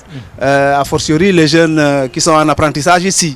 Donc, ils sont très courageux. Mais l'école en tant que telle, ce qu'on devrait attendre d'elle n'existe pas. Mais on a bon espoir que cela ne va pas durer assez longtemps parce que la réforme est en cours. Ce qu'il faudrait faire peut-être c'est un plaidoyer, un gros plaidoyer autour de cela, autour de cette réforme-là qui est un enjeu majeur actuellement, en tout cas pour redorer le blason de l'environnement culturel dans lequel nous nous trouvons. La formation, c'est un des axes sur lesquels il faudrait peut-être faire un appel du pied et de la tête, comme il vient de le dire, par rapport à la culture. Oui, je crois que c'est l'environnement culturel qui a besoin en elle-même de grosses réformes. De grosses réformes. On se réfère toujours à Senghor quand on parle de culture chez nous. On ne peut ne pas se référer à Senghor. Parce que ce qu'il a fait, c'est grand. Baba Diop est un peu revenu dessus et je sais que M. Lee aussi pourrait bien revenir longuement sur ce qu'il a fait. Mais comment faire, nous, pour remplacer Senghor, pour ne pas l'oublier, mais le remplacer. Je veux dire remplacer son génie de créateur pour la culture. Qui doit le faire? Est-ce le ministère de la Culture? Est-ce plus haut? Je crois que des questions de la sorte méritent d'être posées. Le mécénat culturel n'existe pas, ils l'ont dit. À la limite, ils n'en veulent plus. Mais je crois que c'est quelque chose qu'il faut encourager pour aider cet environnement-là à prendre de l'allant. Parce qu'il a existé dans d'autres pays, les canaux par lesquels sont passés pour que ce mécénat-là existe, peut-être que ces canaux-là, on devrait les entreprendre aussi. Il y a une loi, je crois, un avant-projet de loi sur le mécénat culturel qui a été initié par le ministère de la Culture, mais qui est encore dans les tiroirs. Je crois qu'il faudrait un plaidoyer également pour aller vers ça. Les industries culturelles, c'est vrai qu'elles sont balbutiantes, mais lui, il en est un exemple. Je crois que quelqu'un l'a dit ici, il a les ateliers du Sahel, il a créé beaucoup de choses autour de lui, mais c'est possible, c'est comme ça que se forment les industries culturelles. Et ça, c'est la peinture. Mais pour les autres aspects également, encore faudrait-il que, comme il l'a dit, il a été encadré pour pouvoir savoir où il met les pieds. Je crois que tous les autres qui sont dans tous les autres secteurs ont besoin de cet encadrement-là. L'un dans l'autre, il y a beaucoup de choses à faire, mais encore une fois, pour revenir à l'homme, je vais en profiter puisque j'ai le micro pour dire que je vous rapporte des paroles du ministre de la Culture qui a dit dans le secret d'une discussion qu'il serait temps que la nation rende l'hommage qu'il faut à Kalidou Kassé. Que les gens lui rendent hommage est une chose. Que des entreprises prennent l'initiative de fêter ses 35 ans est une chose, mais qu'il est temps maintenant que l'État lui-même prenne en charge de vous rendre hommage. Je profitais de ce temps de parole pour vous livrer l'information. Surtout que de sa tombe, Doudou Rose peut-être est en train encore de nous dire « Ne me rendez pas hommage, vous ne l'avez pas fait de mon vivant ». On va donner la parole là, toujours aux élèves, aux élèves de l'école des arts. Mais ces difficultés-là, est-ce que cela vous décourage ou cela vous motive davantage? On va vous écouter. Oui, là, il y a quelqu'un qui lève la main. Le micro, oui, allez-y. Bonjour, je m'appelle Lucienne Biagui et je suis élève professeur à l'École nationale des arts. Je voudrais d'abord, si je peux me permettre de parler au nom des élèves de l'école, dire que Kalidou Kassé est une référence pour nous. Pourquoi? Parce qu'aujourd'hui, nous sommes dans un monde, nous vivons dans un monde où si je me présente en face d'un citoyen lambda et que je lui dis que je suis de l'École nationale des arts, il va me dire qu'est-ce que c'est, où est-ce que ça se trouve. Alors que si on pose la même question à ce citoyen en lui demandant qui est Kalidou Kassé, il va vous dire « Ah, Kalidou Kassé, c'est l'artiste, le grand artiste, le grand peintre. » Donc c'est dans ce sens-là que je dis que Kalidou est une référence pour nous. Parce qu'il parle à travers ses œuvres. Quand vous questionnez ces œuvres, vous n'allez pas questionner seulement la peinture ou bien les couleurs. Vous allez questionner aussi l'origine de l'artiste. Et quand vous questionnez l'origine de l'artiste, vous allez dire il vient de tel pays, le Sénégal, il a étudié dans telle école. Et à travers ça, il montre un peu que le potentiel des artistes de ce pays. Et c'est dans ce sens-là aussi que je dis que nous sommes fiers parce que, comme l'a dit tout à l'heure professeur Thiam, nous aurions aimé avoir des locaux plus appropriés pour pouvoir mieux étudier, mieux montrer notre potentiel. Merci. Très bien. Oui, là... Bonsoir tout le monde. Je me lève, ok. Oui. Bonsoir tout le monde. Je m'appelle Abdoulaye Mbaye. Donc, je suis responsable des collections du musée Théodore Monod d'art africain. Je suis ancien élève de l'École nationale des beaux-arts et j'avais deux références dans ma vie que j'aimais beaucoup. Dans le domaine de l'art, c'était Kalidou Kassé, mon idole. Et dans la science, à l'université, c'est Cheikh Anta Diop. Ok, donc ce sont mes deux références. En fait, je vais rebondir un peu sur le cas de l'École nationale des beaux-arts. Moi, je pense qu'il est temps qu'on réforme l'École nationale des arts et qu'on essaie de s'inspirer un peu à la mode occidentale, que les Occidentaux ont très bientôt compris d'intégrer l'art dans les universités européennes. Et que nous, nos universitaires, je ne sais pas si, par exemple, ils ne s'intéressent pas à l'art, mais il est temps qu'ils ouvrent leurs portes pour que notre école, notre éminente école des arts entre dans les rangs universitaires, qui soient réformés et qu'on ait des étudiants comme des étudiants légaux des universités du monde. Je vous remercie. Merci Alpha, ça inspire, non, hein? L'université Gaston Berger de Saint-Louis ou l'UCAD, une chaire d'art, pourquoi pas? Oui, Alpha. Je crois déjà nos amis de l'UGB au lieu de faire crack. C'est des efforts extraordinaires dans la mesure où, comme vous le savez, on en souffrait beaucoup, la culture était laissée en rade, mais qu'on puisse penser qu'une université d'excellence puisse intégrer dans sa nomenclature les arts, je crois que c'est des progrès extraordinaires qu'il faut louer.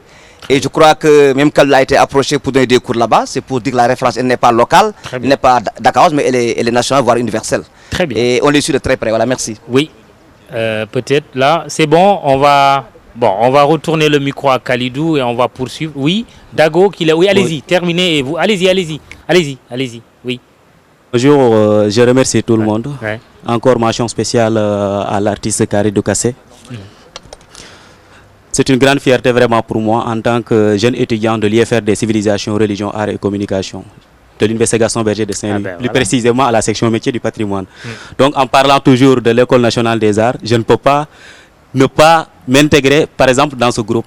Parce qu'en parlant de métier du patrimoine, pratiquement tout ce qui est du domaine artistique relève par exemple de la responsabilité, de l'entière responsabilité pour ce qui est encore quelque sorte de la conservation, c'est de la responsabilité en quelque sorte du conservateur.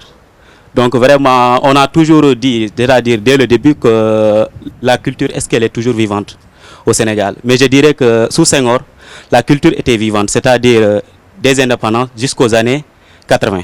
Mais avec l'avènement des plans d'ajustement structurel, là on peut dire que vraiment la culture était morte.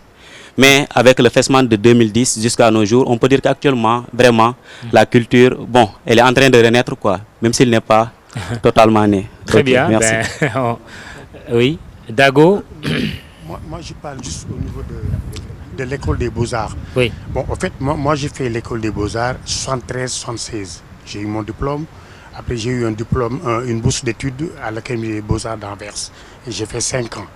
Mais l'enseignement là-bas, donc je veux dire, ici, l'enseignement au niveau des Beaux-Arts, c'est un enseignement supérieur. Parce que les gens ne comprennent pas. Parce qu'on me dit, Dago, mais tu peux aller enseigner aux Beaux-Arts. Mais moi, je n'ai pas le niveau. Parce qu'il faut des professeurs qui sont des enseignants. Nous saluons votre humilité. Pour donner un niveau supérieur à l'enseignement. Comme un bon journaliste n'est pas forcément un bon enseignant en journalisme, n'est-ce pas? Baba Diop, sous le contrôle de Baba Diop. On va donner la parole quand même à Khalidou. Un commentaire sur l'école des arts ou des beaux-arts. On est resté nostalgique, quoi. On va rester toujours l'école des beaux-arts, oui.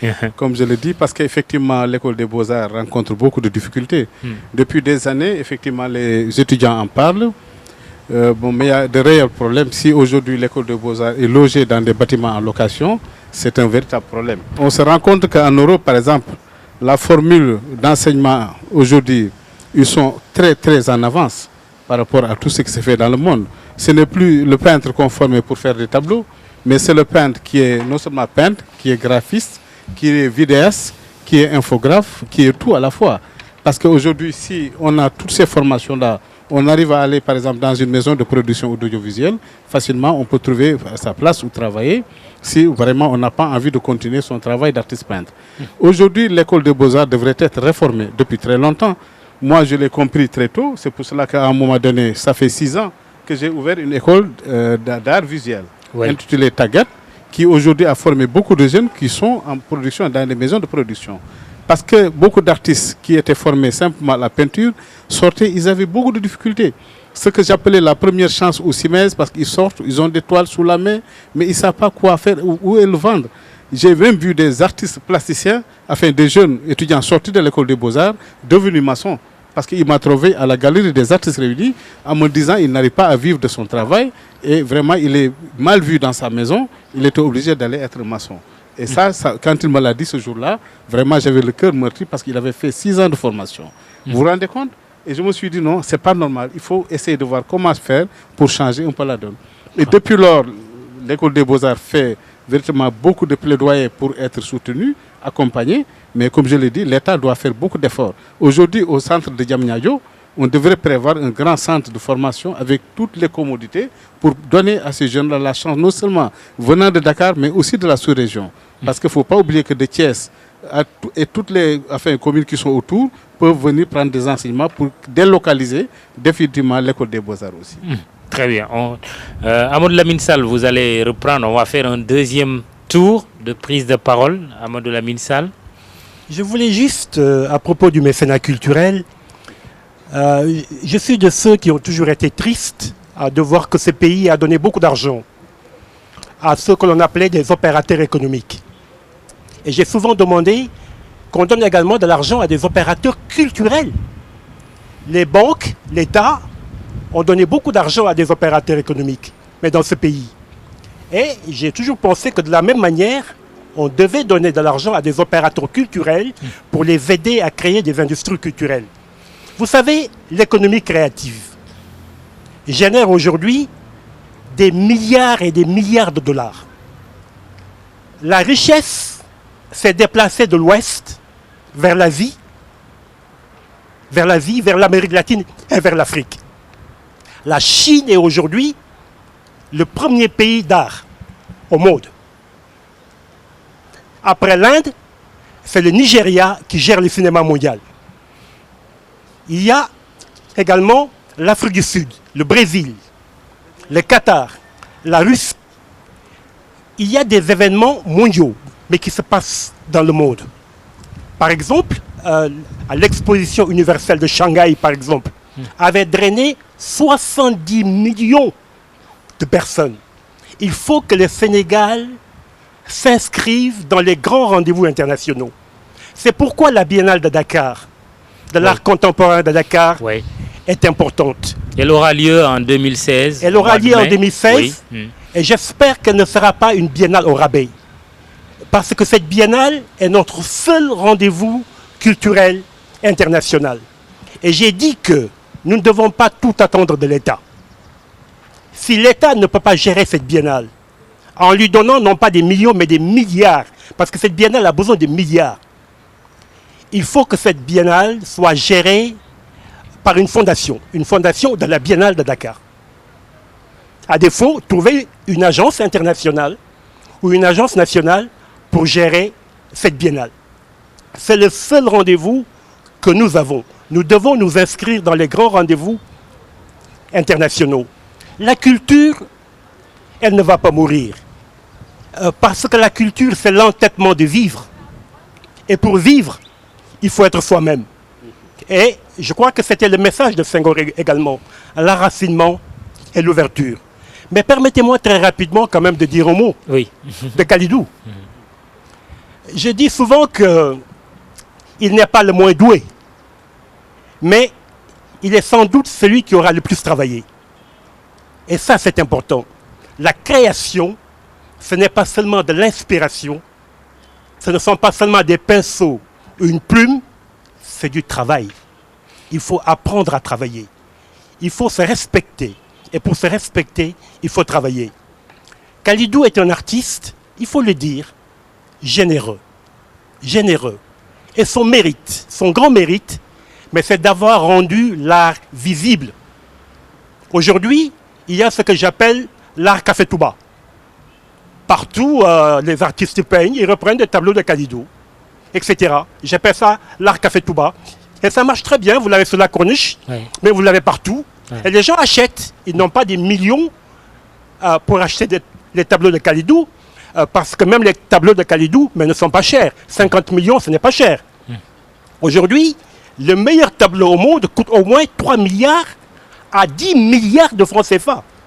Et il y a des gens mais qui sont prêts à l'acheter.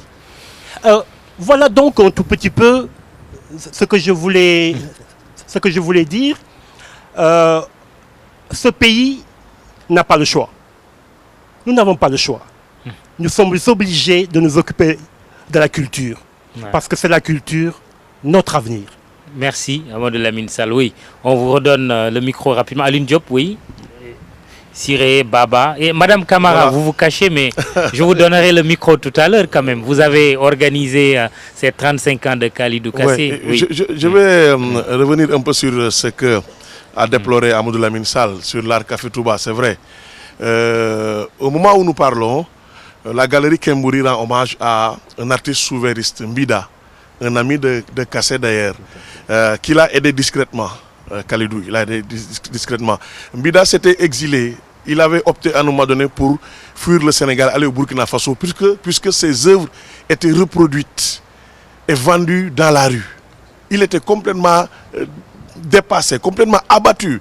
Mbida a mal supporté ces reproductions de ses œuvres. C'est vrai ce qu'Amadou Lamine Sall a dit. Il en a souffert, heureusement, on se souvient de lui. La galerie Kembouri est en train de lui rendre un hommage. Pour parler un peu revenir un peu sur le mécénat d'art, on ne va pas vers un mécénat, en tout cas ce qui concerne la Biennale des Arts.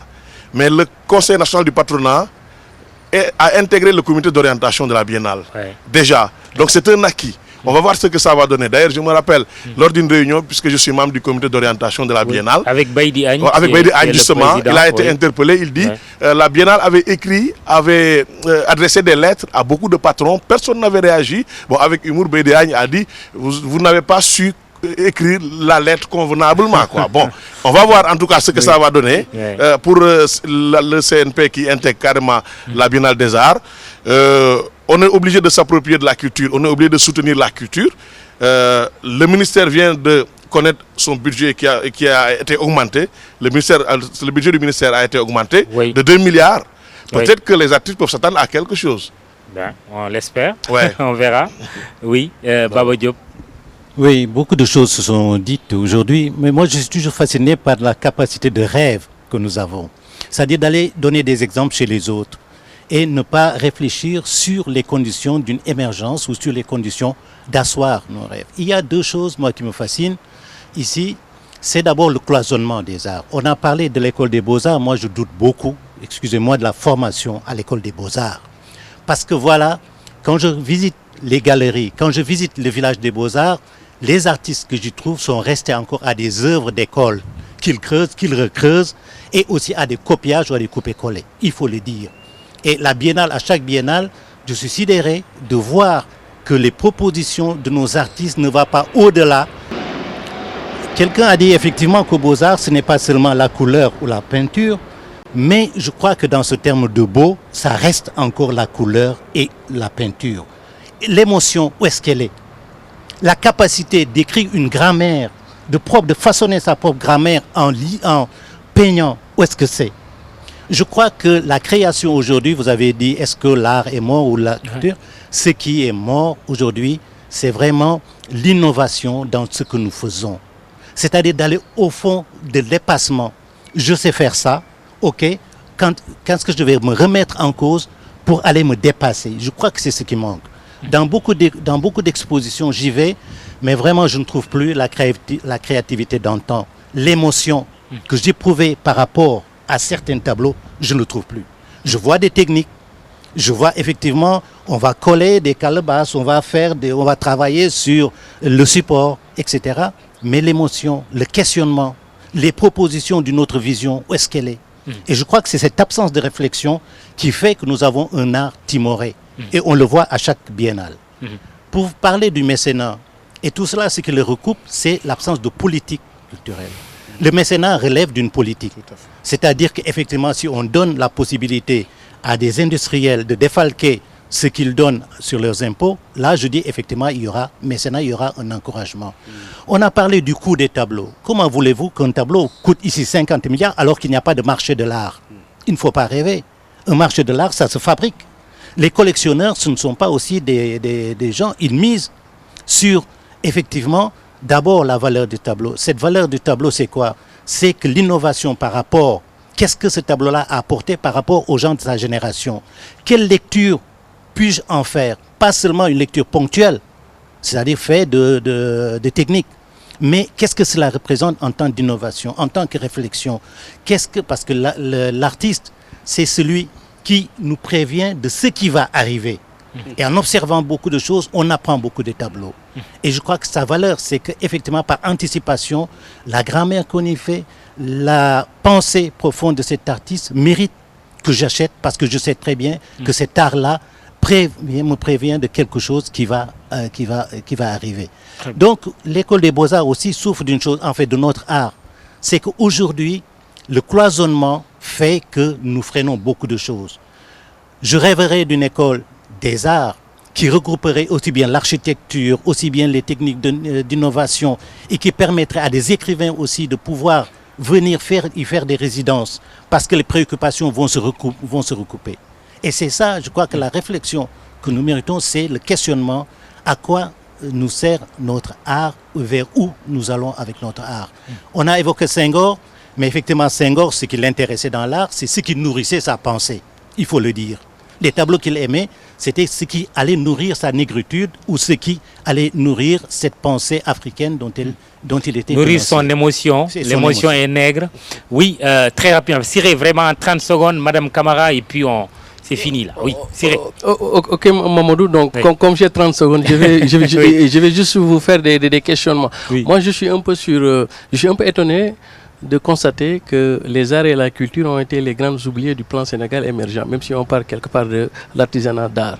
Aujourd'hui, dans un contexte de globalisation, est-ce que la structure ou la structuration que nous avons au Sénégal avec un ministère de la Culture dans une approche très jacobine de la chose est de nature à faciliter l'émergence d'abord de marché des arts et ensuite des industries culturelles? Est-ce qu'il ne faudrait pas aller dans la perspective d'une agence nationale des arts à qui on va confier tout ce qui est enjeux financiers par rapport à ce marché-là et au ministère de la Culture qui va gérer ce qu'on appelle la culture avec un grand C? Parce qu'il faut que nous... aujourd'hui nos États, surtout le Sénégal, ils n'ont pas cette vision que les arts et la culture peuvent devenir des secteurs à haute profitabilité économique. Aujourd'hui, il y a un certain cloisonnement du secteur de la culture et des arts, à tel enseigne que dans le substrat et dans la subconscience, on a comme l'impression que quand les choses sérieuses se passent, on met de côté les arts et la culture. Et maintenant, quand on aura fini, on les amène pour amuser la galerie. Ouais. Et je peux vous assurer aujourd'hui que le Nigeria est devenu la première puissance africaine parce que tout simplement, à dotation factorielle égale, parce que l'Afrique du Sud a son pétrole, l'Afrique du Sud a ses minéraux, le Nigeria a ses pétroles, le Nigeria est devenu la première puissance économique grâce à ce qu'on appelle son industrie culturelle. Et je pense qu'aujourd'hui... Nollywood. Et aujourd'hui, les nouvelles technologies de l'information et de la communication nous donnent un prétexte extraordinaire pour véritablement faire de nos arts et cultures des secteurs à haute profitabilité. Très bien. Madame Camara, rapidement, on va vous donner la parole quand même parce que vous avez récemment célébré les 35 ans de Kalidou Kassé. Merci. Un mot, oui. Merci, Monsieur Kane. Oui. Merci aussi à la télé TFM qui nous avait accompagnés pour la communication sur l'événement. Vraiment, ce n'était pas à nous, comme l'a dit tout à l'heure, aux amis de Kalidou de célébrer Kalidou, vu tout ce qu'il a fait pour le Sénégal. Parce que, comme vous l'avez dit, quand on parle de Kalidou, à n'importe quel Sénégalais, même s'ils ne sont pas très versés dans l'art, ils savent qu'il est artiste peintre. Et c'est la même chose à l'étranger. Kalidou fait connaître le Sénégal. Il ne se limite pas à vendre ses tableaux, mais il fait la promotion, entre guillemets, du Sénégal. Donc, aujourd'hui, on regrette, en fait, qu'on ne lui ait pas rendu l'hommage ou bien qu'on ne lui accorde pas l'importance qu'il a vraiment. Maintenant, pour revenir à l'exposition, à l'hommage, donc il avait toujours refusé, non, attendez. Et on lui a posé la question, ça fait combien de temps que tu es dans le secteur? Il dit 35 ans, on s'est dit bon, donc c'est le moment, 35 ans, c'est un beau chiffre. Ouais. Et c'est une vie. C'est une vie et il y a beaucoup de réalisations. Maintenant, lors de l'exposition, les étrangers qui visitaient, qui passaient et qui ont découvert cette exposition, il y a une dame qui est venue me dire « Mais madame, vous n'avez pas mis le nom des artistes ». Je dis « Mais non, c'est un seul artiste ». Mais c'est bizarre, il y a plusieurs styles, il y a plusieurs inspirations et tout. Donc elle n'arrivait pas à croire que c'était un seul artiste qui avait réalisé toutes ces œuvres. Il y avait une trentaine d'œuvres et une installation. Parce que pour les installations aussi, je côtoie Kalidou depuis.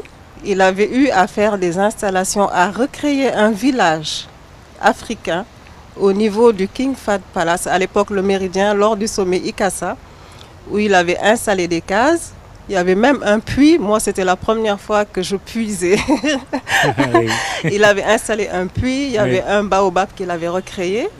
Et il y avait des présidents, des ministres. Il y avait même un prince. Ils ont laissé les salles de conférence pour venir au village, rentrer dans les cases, s'asseoir par terre et suivre parce qu'on avait mis des vidéoprojecteurs. Et bon, voilà, il ne se limite pas, il se diversifie. Et comme l'a dit tout à l'heure, c'est du travail. L'exposition des 35 ans, on n'a pas besoin d'être professionnel. Moi, je ne suis pas du tout artiste. Mais quand on rentrait dans la salle, comme l'a dit M. Diop, on sent qu'il y a du travail et il y a de l'émotion aussi. Parce que maintenant, les œuvres de Kalidou, on ne parle même plus des couleurs, des formes, c'est l'émotion. Moi, quand je regarde un tableau de Kalidou, on a l'impression que le tableau nous transporte dans un tourbillon, dans un tourbillon et vers la lumière. Donc c'est positif, c'est l'espoir, il montre qu'il y a toujours une solution et qu'on peut toujours aller de l'avant. Très bien. Merci Madame Camara Kalidou. On va finir avec vous. Un artiste, plusieurs inspirations, plusieurs émotions. C'est des hommages sincères qui sont partis du public de cette émission Les Affaires de la Cité. Mais des questions un peu plus politiques, Kalidou. Quelqu'un, c'est Siré Si. Est-ce que vous vous retrouvez dans le plan Sénégal émergent dont tout le monde parle en tant qu'artiste? Non, pour le moment, non. Je dirais non parce qu'il y a eu des tentatives. Effectivement, le président de la République a fait un effort extraordinaire pendant le sommet quand il a construit le centre international Abdou Diouf. Il a acheté beaucoup d'œuvres aux artistes sénégalais pour véritablement décorer les espaces et créer une collection pour ce centre. Effectivement, madame, excusez-moi, la représentante de l'école des Beaux-Arts a parlé du mécénat. Mais le mécénat est différent d'achat d'œuvres. Parce que l'État achetait des œuvres régulièrement aux artistes et chaque année. Il y avait le fonds d'aide aux artistes. D'ailleurs, ce nom aide ne me convient pas trop. Je dirais qu'on doit aujourd'hui dire un fonds d'accompagnement pour les artistes. Et ça, je pense que c'est très important. Quand on parle aujourd'hui de mécénat, de la loi des 1%, elle n'est pas encore appliquée. Elle n'est pas encore appliquée parce que combien d'immeubles sont en train de naître à Dakar et aux environs? Est-ce que les artistes ont été interpellés pour prendre en charge cette loi de 1%? Parce qu'on dit que chaque bâtiment qui reçoit du public doit avoir 1% de son budget pour la décoration de ces espaces. Je pense que c'est important aujourd'hui d'interpeller le gouvernement pour aider à donner du travail aux artistes, non pas en termes de mécénat, mais en termes de mécénat, de partenariat culturel. Dernière question. On a beaucoup parlé d'instabilité au niveau du ministère de la Culture. Aujourd'hui, on a un ministère de la Communication et de la Culture dont le budget est passé de 12 milliards à 14 milliards, c'est vrai. Est-ce que c'est une instabilité qui vous gêne? Enfin, moi, je pense que ce n'est pas une instabilité qui me gêne encore personnellement parce que je sais que c'est un peu la marche du gouvernement. Mais il faut simplement rappeler qu'il y a un maillon qui manque dans un peu dans cette organisation-là. Parce que Mohamedou Siressi a parlé d'agence culturelle, d'agence des arts. Oui. Mais moi, je dirais plus qu'il faut créer un conseil national des arts. Parce qu'aujourd'hui, il y avait le commissariat des expositions d'art à l'étranger qui donnait la chance aux artistes d'exposer à l'étranger et partout. Parce que Senghor était toujours précédé à une exposition. Quand il arrivait, il présentait Sorano, il présentait les plasticiens, ce que faisaient les artistes sénégalais. En même temps, il y avait le fonds d'achat pour les artistes. Malheureusement, ce maillon aujourd'hui ne fonctionne plus, qui est le commissariat des expositions d'art à l'étranger. Donc c'est ce maillon qui manque, qui aujourd'hui devrait revenir pour accompagner, prendre en charge les préoccupations des artistes plasticiens. Parce qu'en fait, le monde de la culture est en train de souffrir à ce niveau-là. Et peut-être un ministère de la Culture plein. Mais justement, parce que je dirais même qu'on devrait dire le ministère, enfin, on devrait nommer un ministre d'État au niveau du ministère de la Culture, parce que la culture, je pense qu'elle dépasse tous les autres ministères. Merci, Kalidou Kassé, d'être venu à l'émission Les Affaires de la Cité. C'est vrai, sous Senghor, le ministre de la Culture avait rang de ministre d'État. Émission tournée justement au musée Léopold Sédar Senghor, cette maison-là où habitait le premier président du Sénégal. Merci de nous avoir regardés ce soir. Merci à vous, cher public. Rendez-vous très bientôt. Bonsoir.